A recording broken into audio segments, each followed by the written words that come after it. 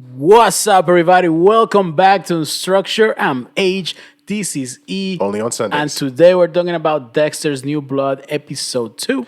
That's right. Much appreciated as usual for all the comments and the likes. Hey, if you're new to the channel, welcome. Make sure you like and subscribe. And H, we're talking about Dexter. Let's get into it. Let's go. All right, so Dexter episode 2, very interesting. The show keeps ramping up, keeps getting good. It's going to the same flow as the Yeah. original show. Yeah. We're gonna discuss today, like father, like son. We see the interactions between Harrison and Dexter. Uh-huh. We're gonna talk about what is Harrison hiding. There's something there. They're giving us these little hints. Then we're gonna go over is Dexter out of practice because we see that he's making mistakes that he normally wouldn't have made before. A little It's bit been a rusty, while. maybe. And looks like we're gonna take a look at the bigger mystery for the season for what it looks like, which is who's locking these girls in the room. Yeah. Yeah. So, H, let's start from the top. And H has some really good points, and I want you guys to hear it. So, let's start with like father, like son. What's going on with that? So we see Harrison finds Dexter or it's going by Jim right now. We Jim. find out that Hannah's dead, which I find that to be weird. She's such a great character in my opinion, and she is an expert on poison. Suddenly she dies of cancer. I hope that's not true. I hope there's some that underlying storyline I behind always that. liked the character. I would like to see her in this new episode, but we'll see. Go ahead with your theory. No, what I think is, she knew about poison. She may have taught Harrison about that. He may have found the letter that Dexter wrote earlier and maybe decided to kill her because his beginnings are very similar to Dexter's. When Rita died, Dexter finds her in a pool of blood, so that's what created Dexter to be this killer. So he could be going through the same path as Dexter.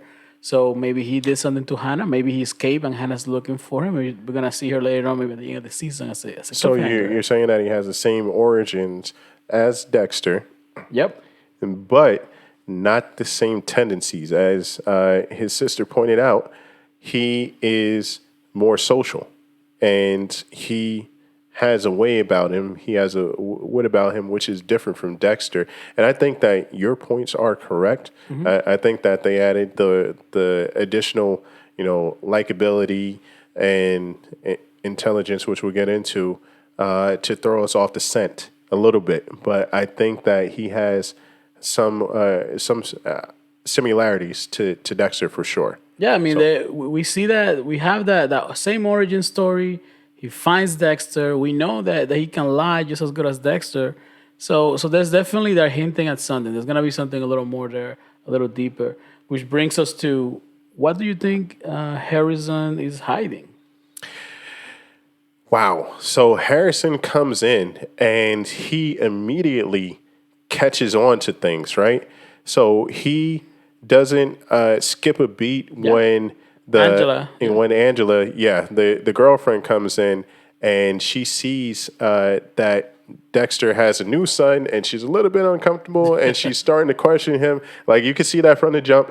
And Harrison immediately plays the role and covers. And his instinct was, or his response to Dexter was that he didn't want the cops all in his business, which means that he's probably had some dealings with the police. Yeah, the experience and dealings with the police from before. So there's a history about that. And also, he knows how to maneuver. He's because he's gone through foster homes and things like that after his mother died. He's had to grow up a lot quicker. And there's going to be some stories and some intelligence and some maturity, as we already see, like when he was in the cabin with the kids. Go ahead, H. You had a point on that. So he looks at Angela's daughter. He kind of liked her from the go. They kind of like each other from the go. They go to this cabin. He knows how to lockpick or how to How to get pick a into it. lock. What kid? And here I want to point that out. How many kids carry around a pocket knife nowadays? You'll see more kids with a cell phone than a pocket knife. but he has one, and he knows how to use it. He knows how to pick a lock. Yeah. Go ahead. Another thing, he's very protective of his backpack. He noticed that kids were playing with his backpack, looking at his stuff. He noticed that nothing really came of it. Instead of just catching them in the act, he even just had like an emotional response like anybody else would have had. He's very cool and calculated and just bumped something in that room. So when they hear it, they kind of, settle down. And then he comes into the room. So he's very smart and calculated with every move he's making. Yes, he knows how to deal with the police. He knows how to deal with kids his age. He's finessing everybody. Yeah. I think he's finessing everybody. Very much so. So what is his agenda when he comes back? When he came back to his dad, what is his agenda? There's got to be some malice, some animosity, which he spoke of it a little bit, but it's got to be a little bit deeper. And what type of trouble, if any, will he cause while he's here? How will Dexter and Harrison coexist with Dexter's habits and Harrison's unknown personality thus far? Check this out. What if, we haven't seen it yet, but what if Harrison also has a dark passenger, a conscience that he talks to in his head? And what if that conscience may be Hannah? Wow, that would be great. That could be great. That could be great. It'd be poetic. That would be awesome, and we would see Hannah. And what dark passengers, it can be in a different form. Maybe he has some other type of bad habit other than killing, or something similar to killing. There's a lot deeper things going on with Harrison for sure. Yeah, certainly. And our next point here that we have, what is it? It's Dexter out of practice. That's right. So we have Dexter leaving trails of blood, having to go back and clean up the crime scene. And this is stuff that Dexter would have never missed. In the past, he was very calculated, very good. He was set. Granted, he wasn't really ready to go this time around, but come on. As soon as he noticed that the guy was bleeding from his head, he should have known, well, let me check if there's any trails of blood, right? And he just, kicks the snow over, make sure that nobody sees that, has to hide that, clean with Windex, that rock. It sort of reminds me of like Dexter went on a drunken bender and then wakes up the next day and finds all the mess and that he's created from the night before, and he has to clean it up. I mean, this is totally unlike him. Trails of blood and different items left behind, and burying the body on his own land. That's crazy. This is unlike him, uncharacteristic, and I think that he got so excited about the kill that he totally forgot his process. He didn't follow his process from the beginning at all, and now he's forced to cover up things, which seems to be progressively difficult, increasingly difficult for him to cover up, because now he has the cops on his property, and later on we see that the dad actually shows up. Matt's dad, yeah. Yeah, Matt's dad actually shows up to ensure that the search goes on. So this is, if you're a killer, this is not what you want at all. No, certainly. So now you have all these people searching for this dead body. They could find maybe a clue that he missed. We know he's being sloppy, so he could have missed another clue to this. And we see that now Dexter may have to do something about the dad. And you know what? There's a couple of suspects on who could have caused this here. And we'll go a little more deeper into this. So some people that look a little more suspect in the show as well, that kind of suspect of Dexter. I think that the think cop, so? the cop, the black cop. Yeah. He reminds me of Dokes. Okay. And they've been pointing out that he's very by the rules. He even patted Dexter on the back, like, hey, everybody gets scared of blood. Yeah. So they're highlighting him, and he's going to be somebody that's going to probably bring some trouble to Dexter in the future, in my opinion. Yeah. He's like the new Dokes. Yeah, Dokes. Yeah. Yeah, that guy was so annoying. Shout out to him. He was a great actor. He played the role really well. What are you doing?